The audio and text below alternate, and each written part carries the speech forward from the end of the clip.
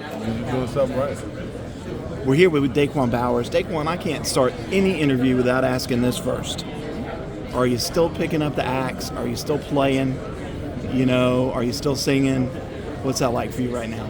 Obviously, football takes up the majority of my time, but when I have a break, I'll get out and perform a little bit and spend some time with my guys. Obviously they're getting older, and so I don't take it for granted when I get the opportunity to spend time with them and perform with them. How important is that to kind of get out in that away from football world and just let the music take over and be with people that you love? I think it's extremely important, not just in playing music, but just taking a break and getting away, kind of refreshing yourself and getting prepared for what's the next step. I think that's extremely important. I think coaches need to do more of it so that they're not burnt out during the season and they kind of get re-energized and revamped up for the season.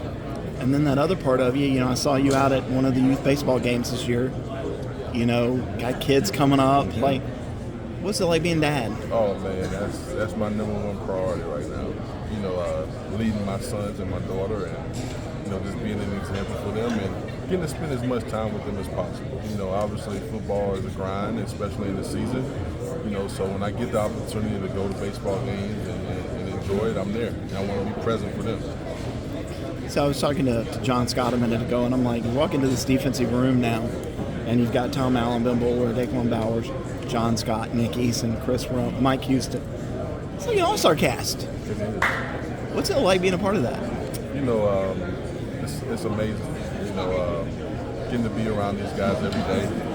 Coach Allen has brought so much attentiveness and detail to the room. I really love it. And obviously, Coach Rump is a mentor, like a father figure to me. I've been attached to him since I was about 17. And you got Coach Nick Eason, who does a great job. He's a great recruiter. He's a great coach. He's a great person. So getting the opportunity to learn from these guys in that room has been tremendous. I don't take it for granted. I try to take advantage of it. I ask questions. I listen. I watch. I observe. I do all the things that a young coach should do so that you can make yourself a better coach. This group is talented. Could it be, the most talented defensive line since maybe 2018? I think that this group is extremely talented. I think that they're putting in the work, like they have something to prove. And, I'm proud of them. They're a very mature group. They carry themselves as pros, and they got great leadership.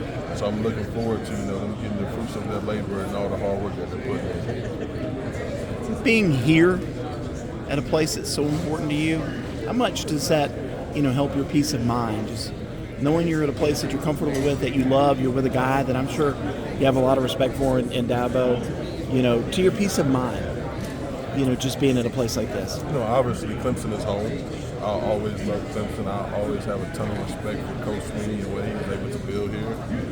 I was privileged to be a part of that building foundational process, but I'm always just looking to help. I'm always just looking to help.